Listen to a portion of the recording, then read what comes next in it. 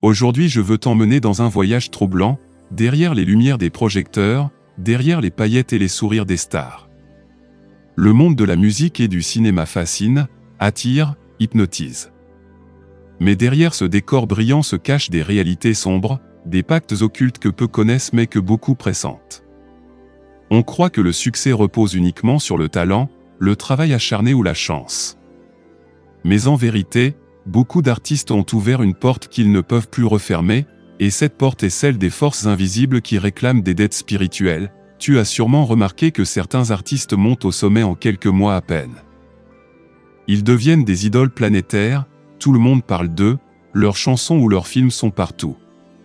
Mais très souvent, ces mêmes artistes s'éteignent rapidement.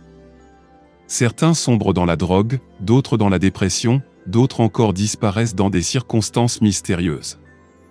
Leur gloire est fulgurante, comme un feu d'artifice, mais aussi brève et destructrice. Pourquoi ? Parce qu'ils ont signé un pacte invisible. Ils ont donné quelque chose de plus précieux que l'argent, leur âme, leur énergie vitale, et parfois même des vies proches d'eux. Dans le monde spirituel, rien n'est gratuit. Les forces de l'ombre peuvent donner la richesse, la célébrité et le pouvoir. Mais elles demandent toujours un prix, et ce prix est lourd. Les symboles que tu vois partout ne sont pas anodins. L'œil unique, les pyramides, les cornes faites avec les doigts, ce ne sont pas de simples gestes artistiques. Ce sont des codes, des saluts, des signatures qui rappellent à qui appartient l'artiste. Ces symboles sont comme des contrats visuels. Quand des millions de spectateurs regardent en même temps un clip rempli de ces signes, c'est une cérémonie. Les émotions, les désirs, les cris, tout cela nourrit des entités invisibles. Voilà pourquoi on dit que la musique et le cinéma sont des temples modernes. Les stars sont les prêtres, les scènes sont les autels. Et les foules sont les fidèles qui offrent leur énergie sans le savoir, mais ce n'est pas tout. Derrière la gloire de beaucoup d'artistes se cachent des sacrifices. Regarde bien, combien de stars ont perdu un proche au moment où leur carrière explosait. Un frère, une sœur, un parent, emportés dans un accident brutal ou dans des circonstances étranges. Les médias parlent de tragédie, mais dans l'invisible, ce sont des monnaies d'échange. Ces morts servent de prix pour ouvrir la porte du succès. Et plus la carrière est grande, plus le sacrifice est lourd. Certains artistes se retrouvent prisonniers de ce cycle, ils doivent renouveler le pacte encore et encore, sinon leur vie s'effondre. Voilà pourquoi on les voit sombrer dans des scandales, des maladies, des morts précoces. Leurs destins ne sont pas seulement des hasards, mais des contrats qui se referment. Le cinéma lui aussi est un outil de manipulation. Une salle obscure, un écran lumineux, des centaines de personnes qui rient, pleurent, vibrent en même temps. N'est-ce pas une messe moderne ? Chaque film à succès contient des archétypes spirituels, le faux messie, le sacrifice, l'apocalypse, l'enfant choisi. Ces images réveillent des mémoires dans l'inconscient collectif.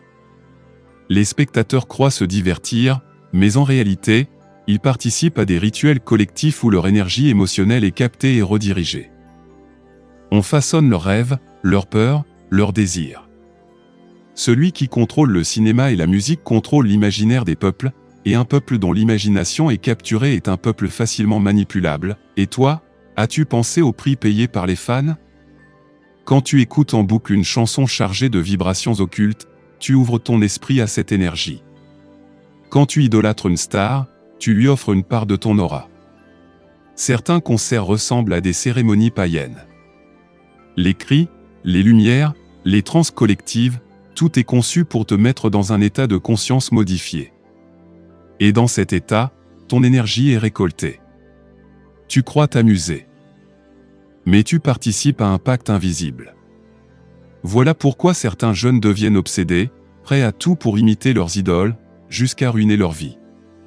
Ce n'est pas seulement de l'admiration, c'est une forme de possession, et que dire de ces morts mystérieuses qui jalonnent l'histoire du showbiz ? Le fameux club des 27 n'est pas une coïncidence. Ce chiffre a une signification occulte. Ces morts ne sont pas que des accidents, ce sont souvent des clôtures de contrats.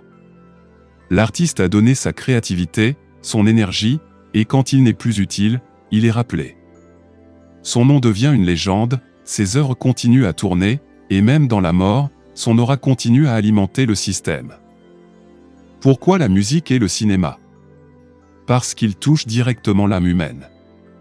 La musique agit sur les émotions, les rythmes, le cœur. Le cinéma agit sur l'imagination, les images, l'inconscient. Ensemble, ils forment les armes les plus puissantes pour programmer les masses. Ceux qui contrôlent ces arts contrôlent les rêves et les désirs des peuples. Et c'est ainsi qu'un marché invisible se perpétue, des pactes entre les puissants et les forces de l'ombre, alimentés par l'énergie de millions de spectateurs hypnotisés, mais tout n'est pas perdu. Tu peux échapper à cette influence.